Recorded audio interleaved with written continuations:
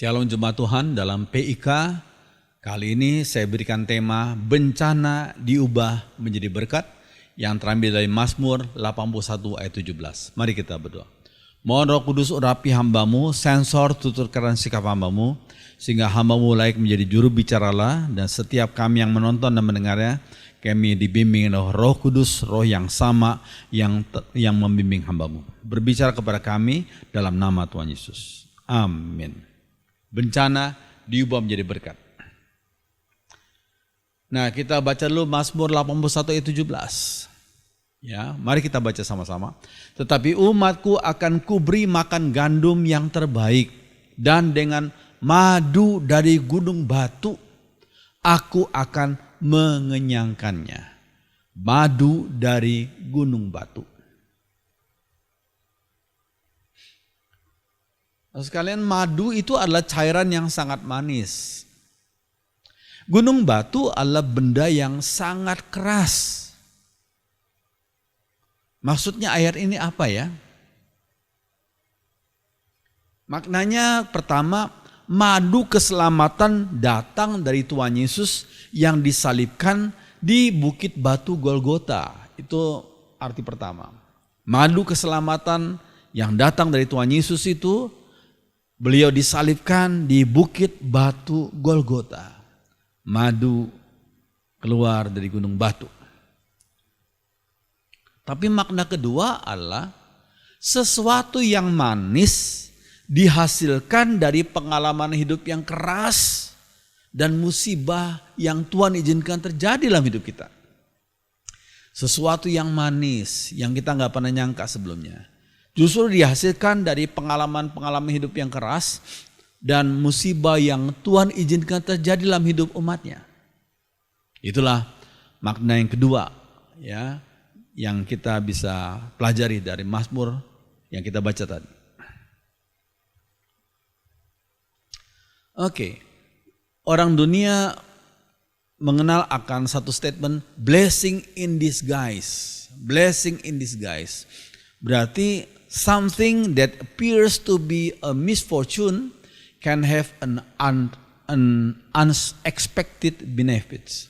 Sesuatu yang nampaknya seperti kemalangan justru bisa menandakan satu keuntungan yang tidak pernah dinantikan sebelumnya. Sesuatu yang nampaknya seperti kemalangan ya bisa memberikan satu keuntungan yang tidak pernah diharapkan sebelumnya. Ya, itu kalau orang dunia menyebut blessing in disguise, berkat yang tersembunyi di balik kesulitan, tantangan, bahkan misfortune itu. Tapi bagi kita orang yang percaya Tuhan, itu nggak ada sesuatu pun yang kebetulan, tapi semua adalah Tuhan yang bekerja. Tuhan turut bekerja untuk mendatangkan kebaikan bagi umatnya yang setia dan taat pada perintahnya. Ya, puji Tuhan. Ya, kita melihat contoh yang beberapa tahun yang terjadi nih, ya, tsunami di daerah Aceh dan Nias waktu itu. Ya, kita melihat kerusakan yang cukup besar yang terjadi waktu itu dan banyak jiwa di binasa karena hal itu. Ya, kita melihat kerusakan yang luar biasa karena tsunami. Tapi itu kita melihat sekarang ini ada semacam blessing in disguise, berkat di balik musibah itu. Ya, justru lewat tsunami yang terjadi di Nias dan di Aceh, justru daerah-daerah yang waktu lalu banyak orang belum tahu, ya, termasuk orang-orang luar negeri, justru lewat kejadian itu mereka orang luar negeri itu mengirim bantuan-bantuan dan mereka datang melihat Nias itu seperti apa toh. Ternyata mereka tahu, akhirnya mereka baru ketahui di Nias itu pantainya luar biasa. Sehingga mereka bisa pakai untuk olahraga air. Ya, olahraga air. Sehingga melalui tsunami itu, ya, banyak bantuan dari luar negeri datang. Tapi juga nama Nias, nama Aceh lebih dikenal oleh banyak orang di dunia ini. Jadi mendatangkan devisa bagi negara berkaitan dengan turis-turis asing. Ya, Itu yang namanya blessing in disguise, berkat yang tersembunyi. Ya. Oke, nah fungsi penderitaan atau bencana yang Tuhan izinkan terjadi dalam hidup kita, apa sih fungsi dan dari penderitaan itu dan bencana itu yang Tuhan izinkan terjadi dalam hidup kita? Ya. Yang pertama, penderitaan dan bencana itu diizinkan Tuhan untuk menyempurnakan umatnya. Ya, lihat Ibrani 2 ayat 10. So God did the right thing. Allah melakukan hal yang benar when he made Jesus, ketika dia membuat Yesus perfect by suffering. Dia membuat Yesus sempurna melalui penderitaan. Ya, Bapa membuat Yesus sempurna lewat penderitaan. Manusia, maksudnya sempurna itu manusia Yesus. Sebagai Allah tentunya Yesus sebagai yang sempurna. Cuma secara manusia justru Allah Bapa izinkan Tuhan Yesus mengalami kesulitan, tantangan, penderitaan, salib itu. Justru lewat itu Allah Bapa membuat Yesus, manusia Yesus sempurna. Nah, apakah ini bisa diterapkan dalam kehidupan anak-anak Tuhan? Saya pikir bisa. Lewat penderitaan, tantangan, kesulitan, Tuhan turut bekerja dalam segala sesuatu untuk membentuk dan memproses kita agar lebih sesuai dengan kehendak Tuhan. Ya, Yesaya 53:3. Yesus itu disebut sebagai a man of sorrow, manusia yang sering mengalami penderitaan, a man of sorrow. Ya, dikatakan ia dihina dan dihindari orang, seorang yang penuh kesengsaraan dan yang biasa menderita kesakitan. Jadi manusia Yesus disebut biasa menderita kesakitan. Ia sangat dihina sehingga orang menutup mukanya terhadap dia, dan bagi kita pun dia tidak masuk hitungan. Jadi manusia Yesus disebut dengan kalimat, dengan kata biasa menderita kesakitan. Ya. A man of sorrow. Ya. Nah, bagaimana hidup a man of sorrow itu, yang biasa menderita itu, bagaimana hidupnya? Itu Yesus ya. Iya, kita ingat secara garis besar, Yesus lahir saja di kandang. Ya, bayi Yesus ditaruh di dalam palungan. Palungan adalah tempat makannya keledai. Ya, maaf, namanya keledai itu tempat makan, tapi juga bisa tempat buang kotoran dia. Ya, jadi kemungkinan tempat palungan itu agak berbau kotoran binatang, keledai itu, ya. Tapi Sang Firman ketika menjelma jadi daging dalam rupa Yesus Kristus, ketika bayi pernah ditaruh di dalam palungan. Luar biasa bukan? Lalu sebelum usianya 2 tahun, bayi Yesus harus diungsikan cepat-cepat oleh Yusuf dan Maria ke Mesir, karena kalau mereka terlambat, Herodes dan pasukannya akan datang ya ke Bethlehem dan akan membunuh anak-anak yang di bawah 2 tahun itu. Jadi Tuhan Yesus yang masih bayi itu, yang belum usia 2 tahun itu, harus diungsikan ratusan kilometer dengan naik keledai ke Mesir, dari Bethlehem ke Mesir. Ya, ketika Yesus kembali ke Nazaret, dia menjadi tukang kayu, belajar dari papanya, yaitu Yusuf ya. Dan dikatakan Yusuf itu setelah punya anak beberapa, beliau meninggal. Lalu yang menggantikan Yusuf sebagai tukang kayu siapa? Ya, Yesus sebagai putra sulung. Pastilah Yesus belajar bagaimana menjadi tukang kayu. Jadi kalau kita berjabat tangan dengan Yesus, wah, kita merasakan tangannya kasar karena biasa pegang kayu, pegang amplas, pegang palu, pegang paku ya. Jadi itulah manusia Yesus. Lalu ketika Yesus mulai usia 30 tahun sampai 33,5 tahun, beliau melayani secara luas di antara masyarakat Yahudi khususnya dan beberapa orang yang bukan Yahudi. Ya. Dan Yesus berkata, serigala punya liang, burung punya sarang, tapi anak manusia itu, Yesus tidak mempunyai tempat untuk meletakkan kepalanya. Jadi Yesus tuh melayani dengan luar biasa. Ya. Jadi hidup a man of sorrow. Ya. Kemudian Yesus mengakhiri hidupnya, maksud dalam pemahaman mengakhiri pelayanannya dengan disalib. Dia rela disalib untuk menebus kita orang berdosa. Ya. Tapi 3 hari kemudian dia bangkit dan tidak mati lagi. Dan beberapa waktu kemudian dia naik ke surga, disaksikan oleh murid-muridnya dan akan kembali dari surga ke bumi. Ya, Yesus yang dimuliakan itu. Terus sekalian, itulah kehidupan a man of sorrow. Ya, ini dari kehidupan Yesus kita mempelajari kalimat yang penting ini. Setelah cross ada crown. Setelah cross ada crown. Setelah salib ada mahkota. Ya, jangan menantikan mahkota lebih dahulu sebelum rela memikul salib. Seperti Tuhan Yesus, setelah memikul salib baru ada crown, ada mahkota, ya, ada penghargaan, ada kemuliaan dari Allah Bapa. Puji Tuhan, puji Tuhan. Ya. Nah, kemudian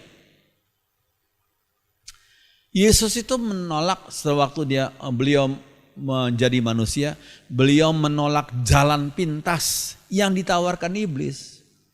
Setelah Yesus dibaptiskan, Iblis mencoba Yesus 3 kali. Ya, dikatakan Matius 4 ayat 6 sampai 7. Lalu berkata kepadanya, iblis berkata kepadanya, jika engkau anak Allah, Yesus adalah anak Allah. Tapi iblis berusaha membuat ragu-ragu. Jika engkau anak Allah, katanya, jatuhkanlah dirimu ke bawah. Ya, dari ketinggian itu 130 meter lebih itu. Dari hubungan bait Allah ke lembah Kidron. Jatuhkanlah dirimu ke bawah. Gak ada jaring-jaring yang menahan. Gak ada. Jatuhkanlah dirimu ke bawah.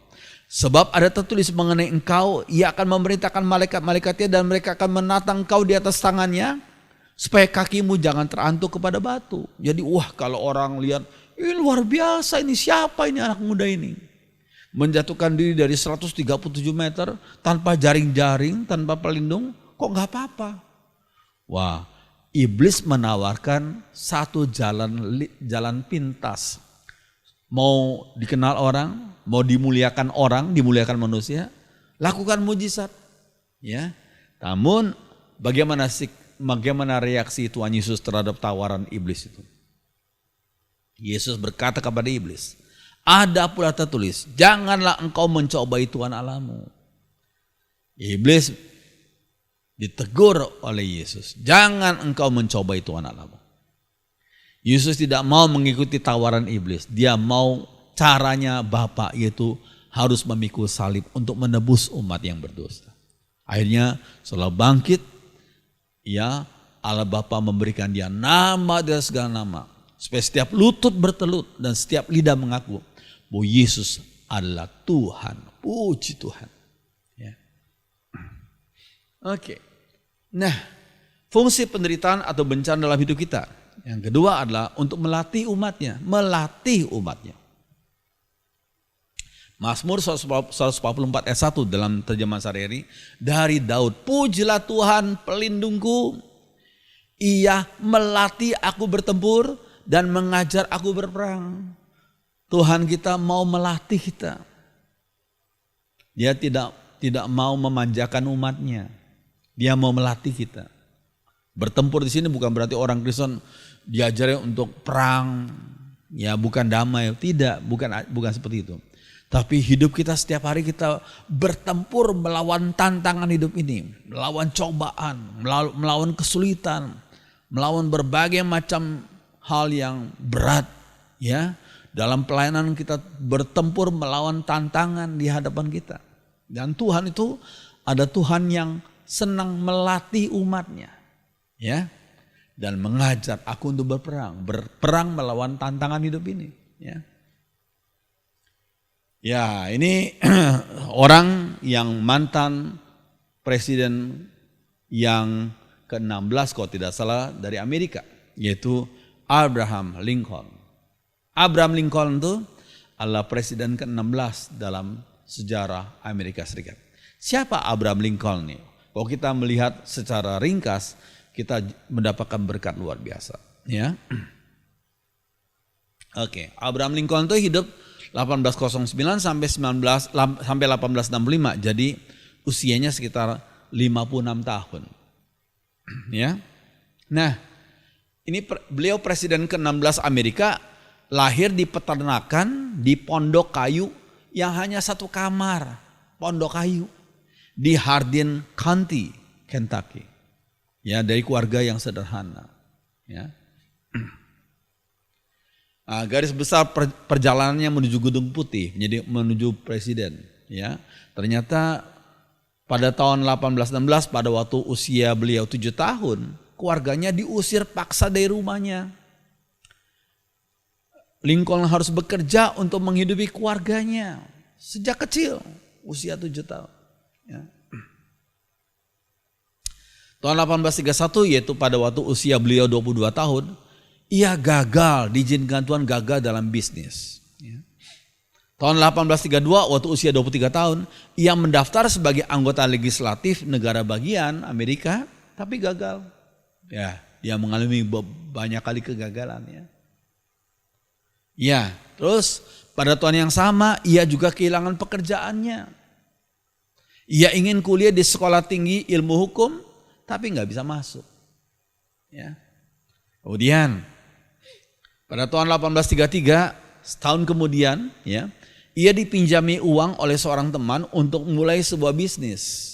Tapi pada akhir tahun ia bangkrut. Butuh 17 tahun dalam hidupnya untuk membayar hutangnya itu. Ini pengalaman Abraham Lincoln. Ya. Tahun 1834, ia mencoba mendaftar sebagai anggota legislatif negara bagian dan puji Tuhan ia menang. Tahun 1835, setahun kemudian, ia bertunangan. Namun kekasihnya itu meninggal. Dan karena itu dia patah hati sekali. Ya, kekasihnya meninggal.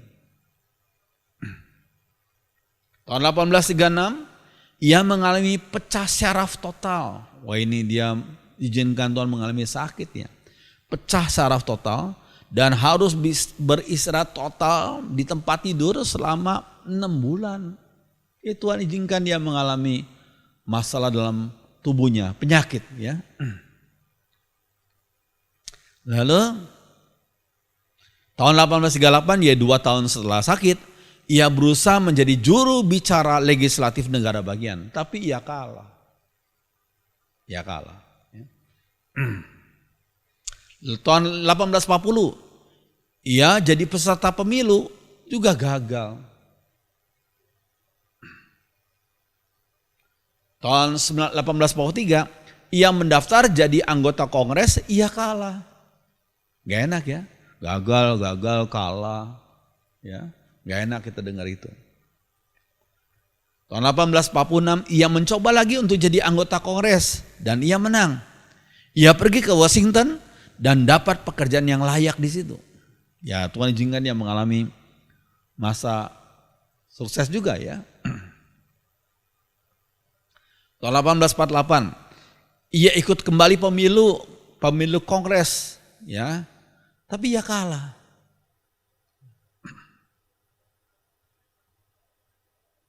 Tahun 1849, ia berusaha untuk mendaftar jadi petugas pertanahan di negara bagian ia tinggal, ia pun ditolak lagi.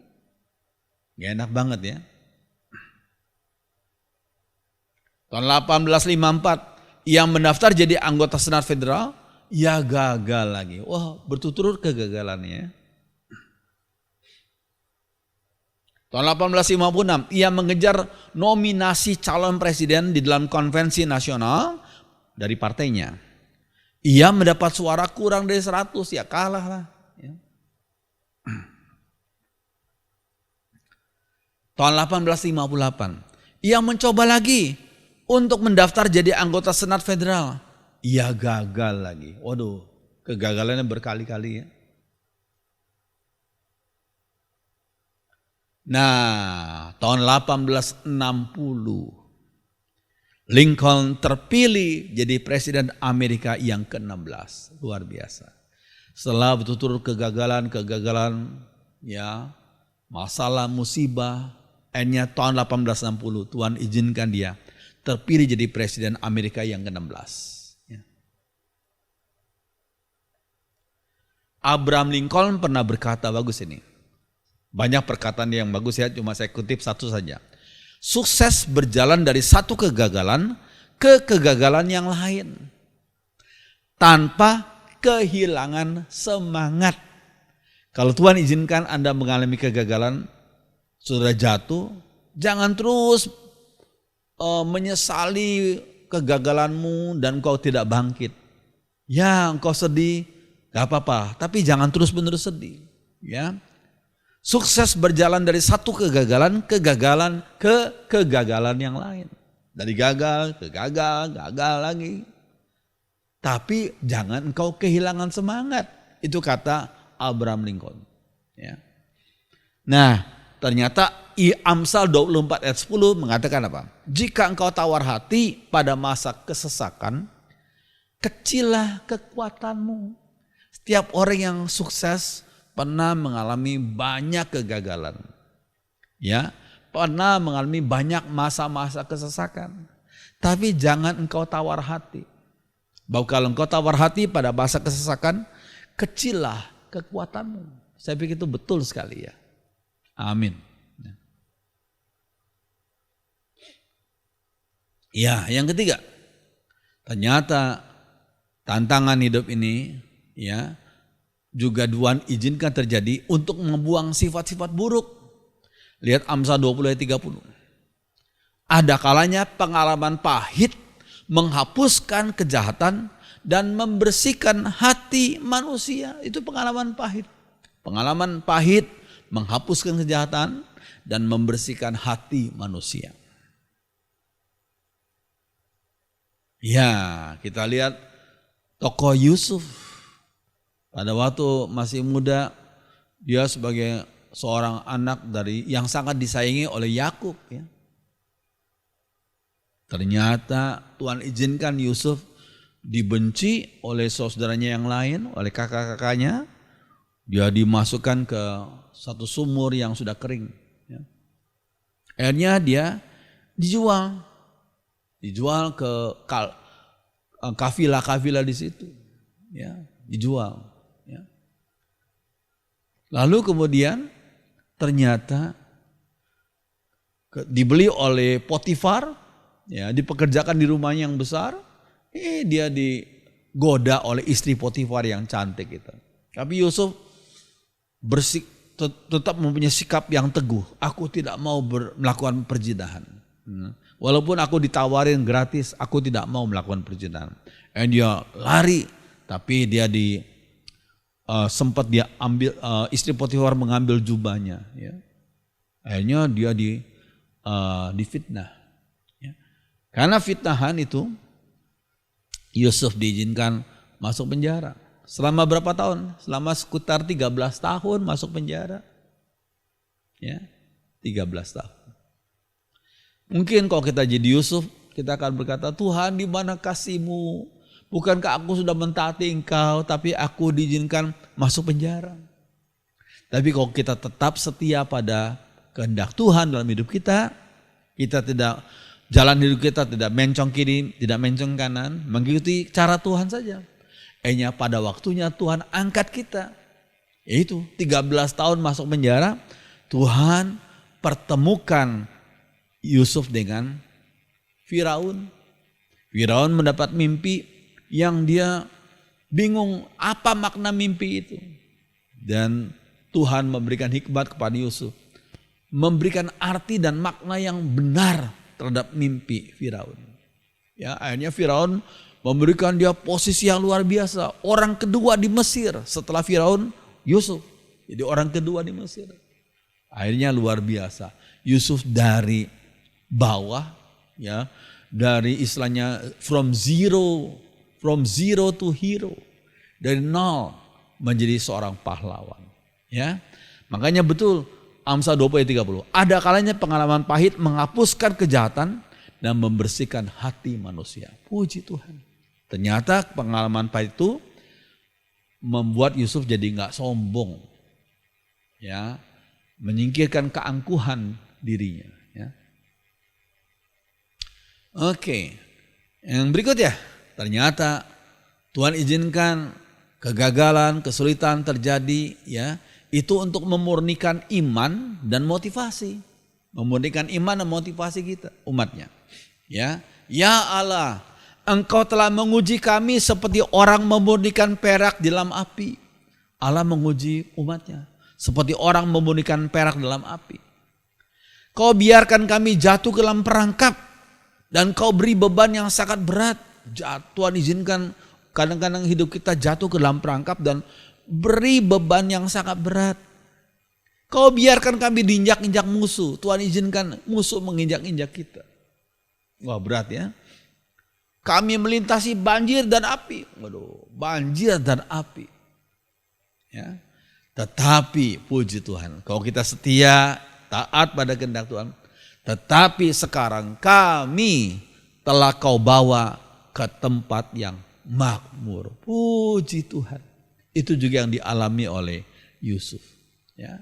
Terus sekalian, Tuhan izinkan semua kesulitan terjadi untuk memurnikan iman dan motivasi. Ya ini, kalau orang membuat emas itu harus dipanaskan 7 kali. Demikian juga perak ya. Dipanaskan untuk apa? Untuk membuang kotoran-kotorannya sampai 7 kali. Sampai yang ketujuh, mereka dapatkan emas yang murni, perak yang murni. Ya.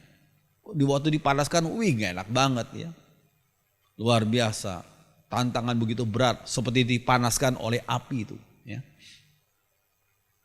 Iya, akhirnya jadilah seperti demikian perhiasan, ya, jadi emas yang murni. Puji Tuhan, ya. Memang tantangan kesulitan untuk memurnikan iman dan motivasi. Ya. Oke, nah, untuk apa kita iring Tuhan dan rajin berdoa? Untuk apa? Motivasi utama mengiring Tuhan Yesus. Ya, karena apa motivasi utamanya? Karena dalam Yesus ada keselamatan yang kekal. Itu yang utama. Dalam Yesus ada pengampunan dosa, ada keselamatan yang kekal.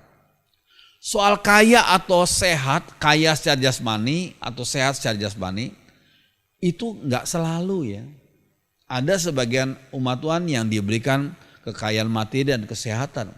Tapi ada sebagian umat Tuhan yang lain, walaupun setia iring Tuhan, tapi nggak kaya, ya biasa-biasa aja. Ya, bahkan mungkin Tuhan izinkan mengalami kesulitan. Ya, kadang-kadang sebagian umat Tuhan diizinkan Tuhan mengalami sakit.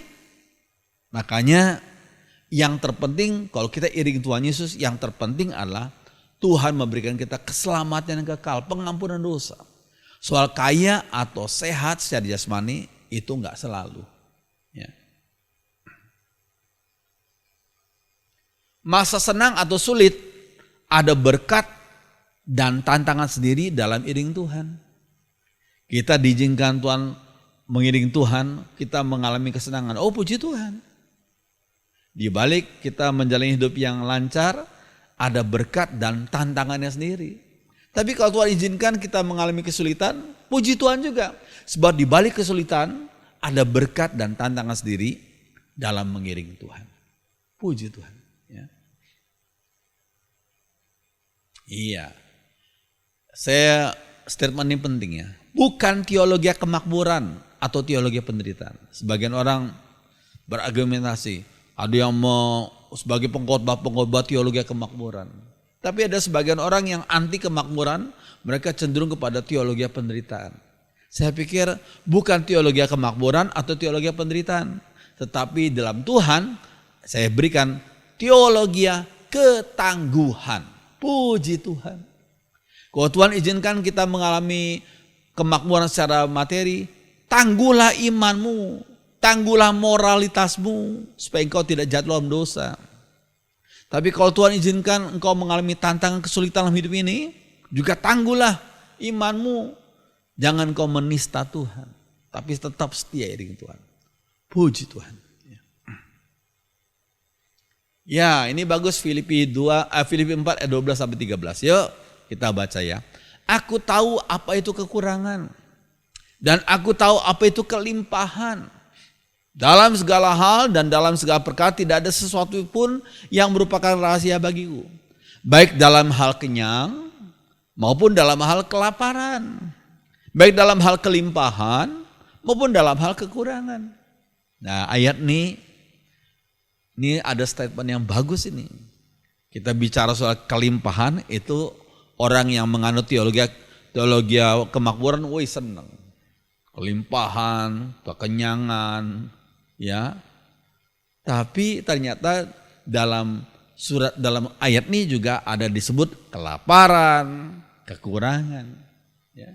Tapi yang terpenting yang bagian bawahnya, segala perkara, baik kenyang maupun lapar, berlebih maupun kurang, segala perkara dapat kutanggung di dalam Dia, dalam Yesus yang memberikan kekuatan kepadaku. Jadi orang Kristen tidaklah menganut teologi kemakmuran. Orang Kristen tidaklah menganut teologi penderitaan, tapi teologi ketangguhan.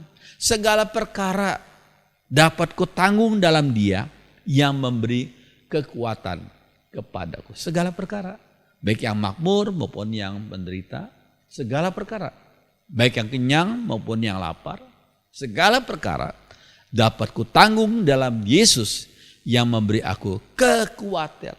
Jadi makanya saya sebut teologi Kristen adalah teologi ketangguhan. Ya, puji Tuhan. Oke. Nah kita melihat di perbatasan Jawa Barat, Jawa Tengah, perbatasan Jawa Tengah, Jawa Timur, dan menuju Jawa Timur menuju Bali, ya, itu ada hutan jati. Ini kalau pohon jati pada musim kemarau, wah daunnya rontok. Jadi kita pikir, wah mati deh. Tidak ternyata. Pada waktu daunnya rontok, justru itu batangnya semakin besar, semakin kokoh, semakin besar. Ya. Jadi kalau kita lihat pohon jati itu puluhan tahun baru kita bisa memanennya.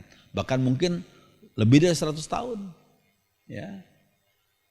Tapi harganya ya mahal. Karena gunanya untuk membuat meja yang bagus, perabotan furniture yang bagus, ya. Itu kayu jati. Ya, memang dibutuhkan waktu yang cukup lama.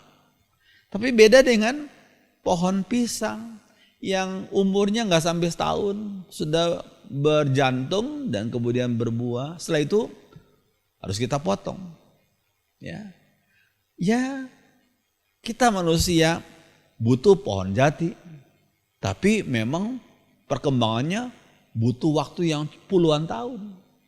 Tapi kita juga butuh pohon pisang karena kita senang makan buah pisang. Jadi kalau saudara sedang menghadapi masa-masa seperti menikmati pohon pisang, menikmati buah pisang, ya puji Tuhan. Tapi kalau saudara diizinkan mengalami seperti pengalaman pohon jati puluhan tahun, ya tetap setia dengan Tuhan. Dan saudara akan jadi berkat bagi banyak orang seperti kita mendapatkan berkat dari batang-batang jati itu. Puji Tuhan. Oke. Bagaimana menghadapi kesulitan? Secara singkat ya. Bagaimana menghadapi kesulitan? Pertama, jangan lari, hadapi. Ya. Don't escape but face it. Encounter with it. Jangan lari tapi hadapi. Ya. Lukas 22 ayat 42 sampai 3. Kata Tuhan Yesus, "Ya Bapakku, jika engkau mau ambillah cawan ini daripadaku. Tapi bukanlah kehendakku, tapi kehendakmu lah yang terjadi." Jadi Yesus gak mau lari dari salib itu. Ya. Iya. Ada Allah Bapa kirim malaikat ya, satu malaikat ya, untuk menguatkan manusia Yesus yang sedang bergumul itu. Ya. Jangan lari, hadapi. Ya. Maka seorang malaikat dari langit menampakkan diri kepadanya untuk memberikan kekuatan kepadanya. Iya. Ini statement yang bagus dari seorang tokoh gereja ya. Berikan aku punggung yang kuat untuk menanggung beban yang Tuhan berikan. Kalau Tuhan izinkan kita mengalami menanggung beban yang cukup berat, berdoalah seperti ini. Berikan aku punggung yang kuat untuk menanggung beban yang Tuhan berikan. Jangan lari. Kalau Tuhan izinkan kita mengangkat beban itu, Tuhan minta kekuatan yang cukup dari Tuhan. Puji Tuhan. Jangan lari dari beban yang Tuhan berikan. Nah ini, orang yang menggunakan narkoba, itu berusaha escape from reality. Orang menggunakan narkoba berusaha untuk lari dari kenyataan. Gak mungkin. Dia bisa 8 jam fly seperti menikmati surga. Setelah 8 jam turun lagi seperti neraka.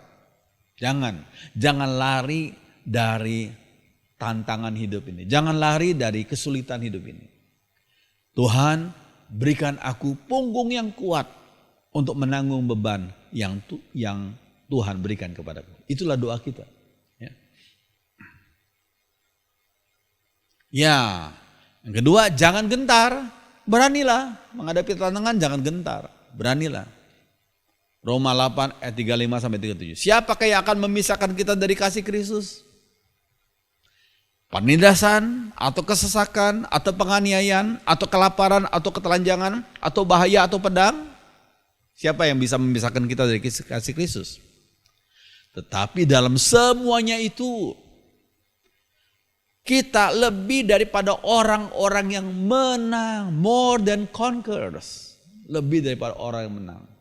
Oleh Dia, oleh Tuhan Yesus yang telah mengasihi kita. Jadi jangan gentar menghadapi tantangan. Beranilah. Ya. Puji Tuhan. Nah, Tuhan berjanji untuk menjadikan kita sebagai orang-orang yang lebih dari pemenang. Bukan sekedar pemenang, tapi lebih dari pemenang. Maksudnya apa? Waktu kita menghadapi tantangan jangan lari, tapi terus hadapi dan tetap dengan kekuatan Tuhan. Kita malah jadi berkat bagi banyak orang. Walaupun kita sendiri sedang menanggung beban. Tapi dengan kekuatan Tuhan, dengan hikmat Tuhan, kita tetap jadi saluran berkat bagi orang lain. Itu namanya lebih dari pemenang. Jadi saluran berkat walaupun sedang menghadapi tantangan yang berat. Ya. Ingat ya, sebagai umat Tuhan kita harus ingat kalimat ini. Berkat itu tidak selalu harta. Sebagian orang mengasosiasikan berkat sama dengan uang. Tidak. Berkat tidak selalu harta. Berkat itu skopnya jauh lebih luas daripada harta. Sukacita, kebahagiaan, semangat, kekuatan, kesehatan, anak-anak yang baik, teman-teman yang mengasihi. Oh, berkat yang luar biasa. Berkat tidak selalu harta. Nah ini namanya lebih dari pemenang. Contohnya Tuhan Yesus ketika disalibkan, kalimat pertama yang Yesus ucapkan apa? Bapa, ampunilah mereka yang sedang menertawai Yesus yang sedang disalib itu. Ampunilah mereka karena mereka tidak tahu apa yang mereka sedang perbuat. Ini berkat pertama. Jadi walaupun Yesus sedang disalib, sedang berdarah-darah, tapi dia tetap bisa mengucapkan doa yang pertama itu. Ampunlah, Father forgive them, for they know not what they do. Karena mereka tidak tahu apa yang mereka perbuat. Ya, ampuni Bapak. Ya, waktu Yesus di atas salib, dia masih minta kepada salah seorang muridnya yang dikasih, yaitu Yohanes. Ya, untuk apa?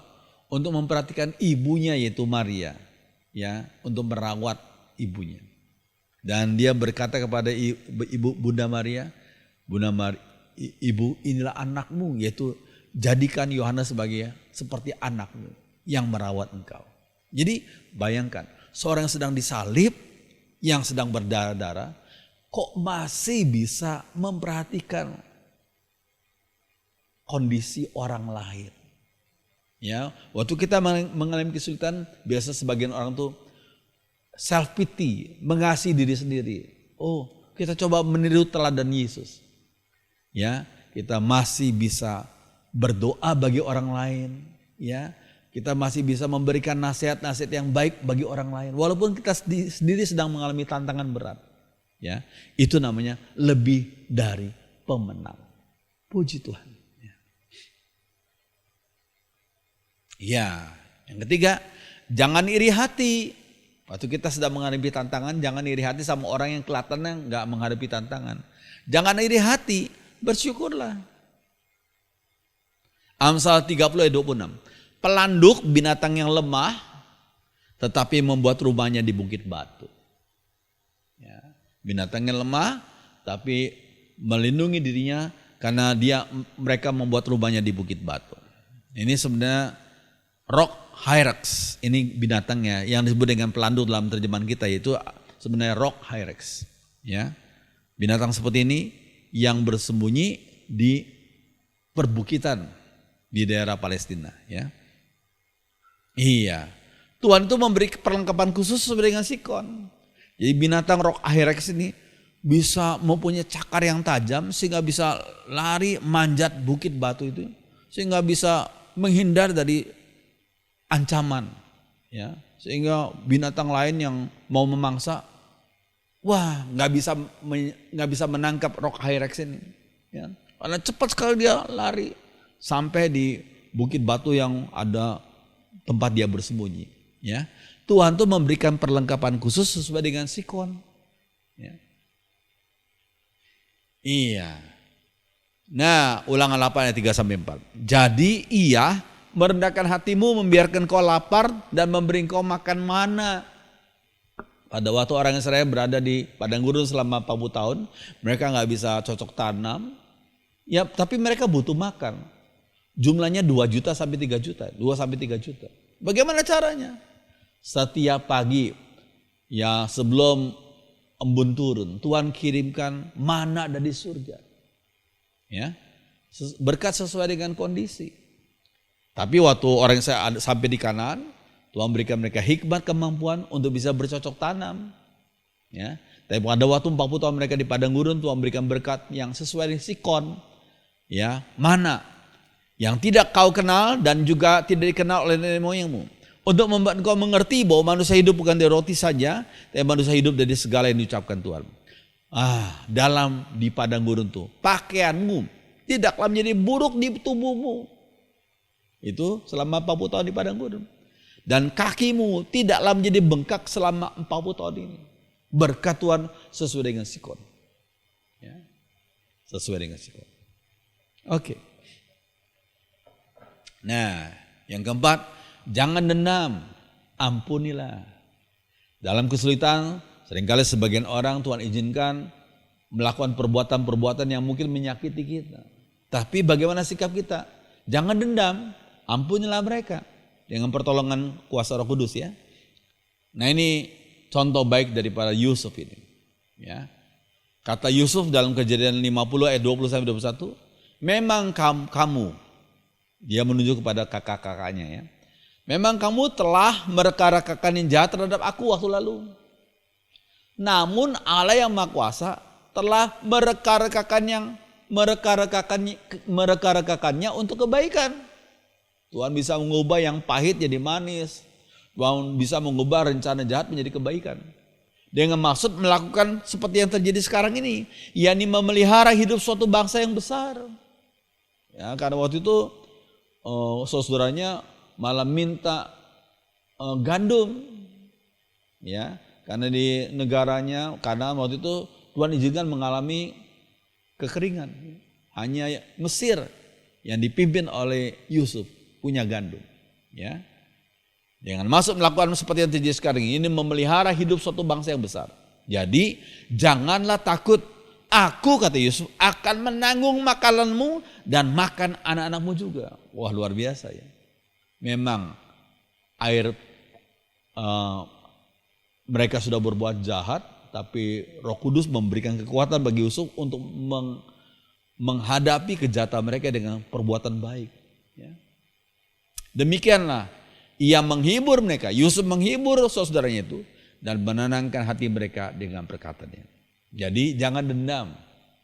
Dengan kekuatan Tuhan, ampuni mereka dan minta tolong, minta Roh Kudus menguatkan kau agar kau bisa membalas kejahatan dengan kebaikan, dengan kasih yang dari Tuhan.